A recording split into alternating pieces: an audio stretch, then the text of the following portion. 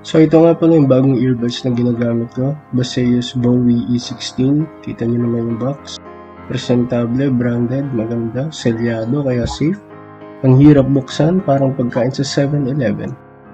Pagbukas ng box, may kita natin yung laman, manual na hindi natin binabasa, quick start guide na baka hindi rin natin basahin. Yeah. At sa likod, warranty card na sana hindi natin gamitin. Baseus, ito nga pala yung charger cord niya, USB at saka Type-C port. Yan, pwedeng gamitin sa mga Android phone. Ito yung Baseus mismo. Makinis, maganda, maputi, parang jowa mo lang. Tada!